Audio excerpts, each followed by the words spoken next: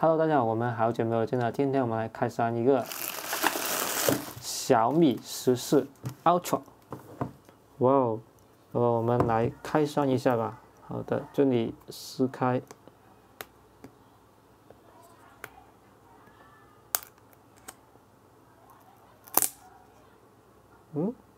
尴尬。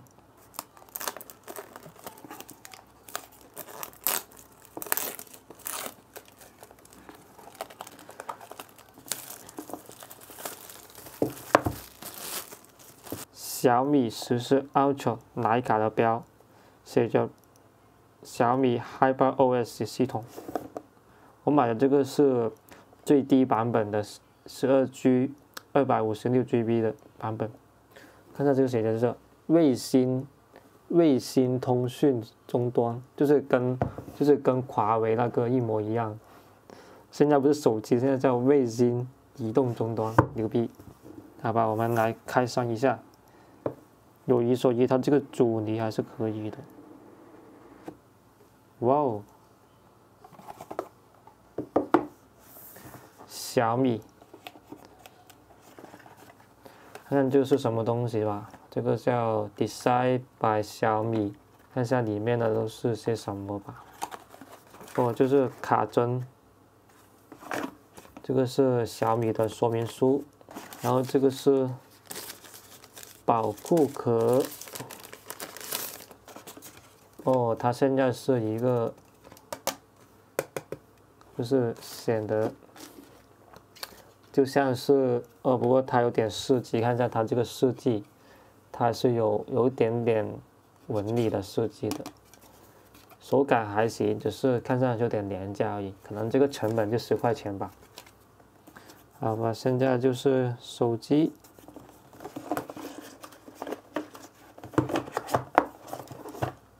哦，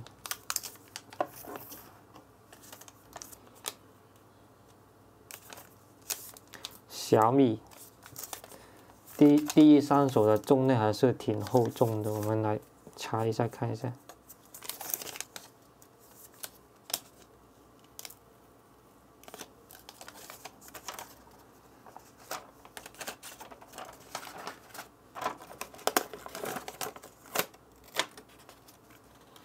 好的，哦，还是挺棒的，这有个净网适用许可证，撕掉吧，应该不会影响上网吧。好的，我们先看看这个外观，就是我买的这个是白色的版本，其实它整个的外观还是可以的。它这个整个的一个过渡。它整个的一个过渡，我觉得比那个14 Pro 要好不少。你看这个过渡，屏幕到边框的过渡，我之前在小米14 Pro 那个视频里面说过，它正面屏幕和中框的一个过渡很不顺滑，就他们先到店里玩一玩再决定买嘛。但是这一款小米14 Ultra 的话，我可以很自信的跟大家说。你不用到门店玩都可以感受到它确实是做得更过渡、更顺滑一点。对，它现在你看看它这个厚度，其实还挺厚的，有一层银色的圈，然后再有一层金色的圈，然后最上面一层是一个叫804D 的一个装饰，804D 的一个装饰，别人说可以磨指甲。确实还是有一点磨指甲的功效的。你看这个有个很大的一个徕卡的标，这应该是主饰吧？这应该是主饰。然后这个潜望式，然后这里可能是长焦吧。然后这应该是超广角。这个按钮，你看一下这个按钮好像也是有804D 的那个纹理的，还是对得起它 Ultra 这个名字的。因为 Ultra 在我看来，它应该是小米目前除了折叠屏以外最旗舰的一款手机吧。品质的第一印象，给用户的第一印象来说，我觉得还是不错的。它整个过渡的手感还是可以的，设计的。这个白色叫科纳皮，它只有蓝色的是用那个陶瓷玻璃的。怎么说？我一直都觉得这个皮很塑料，我不知道。我不知道你怎么看，反正我一直觉得我不怎么喜欢这个皮，这是我第一次用皮的手机，觉得哎也这样吧，就是看看它什么时候出白色陶瓷版，我觉得白色陶瓷比那个蓝色陶瓷要好看很多，但是它不知道什么它没有出，它开机之前发现一个很严重的问题，看看它那个跷板效应很严重，因为它这里很厚嘛，它肯定平不了了，但是也好吧，我们来开机。小米它还是写着安卓系统啊，第一次进入系统就要我下载了啊，就要更新，系统更新，到时候再说吧。它还送了一个90瓦的一个快充头，在90瓦，但是我印象中小米好像最快是120瓦吧，但是90瓦也行吧。然后还有一个数据线、充电器、手机本身，还有一个保护壳，大概这几样东西。好的，它整个系统还是蛮流畅的一个系统来的，你看它整个速度还是很快的。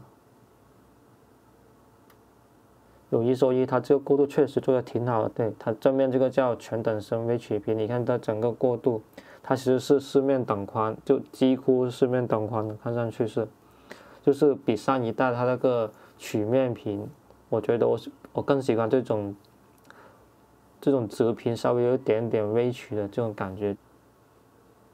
然后我们试下它那个拍照吧，就随便拍一张，就看一下效果，是可以，还是很清晰的。说真的，有一说一，还是很清晰的。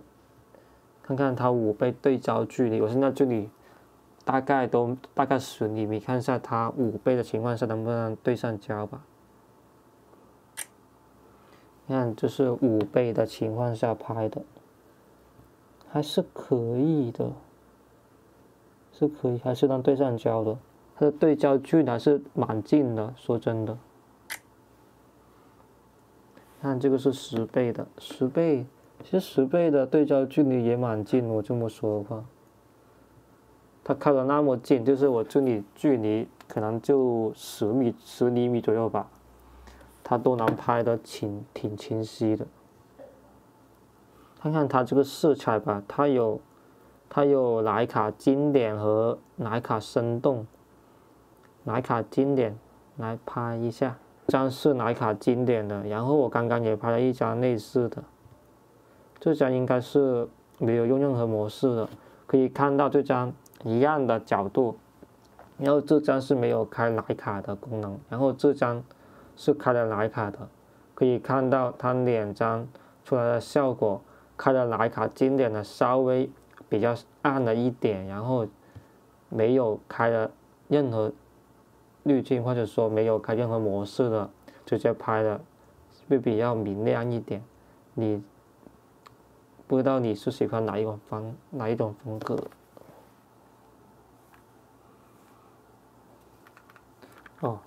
你听到它这里有点声音，就是它那个应该是那个防抖，它里面的防抖在晃动，还是挺大声的，还是挺大声的，你看一下。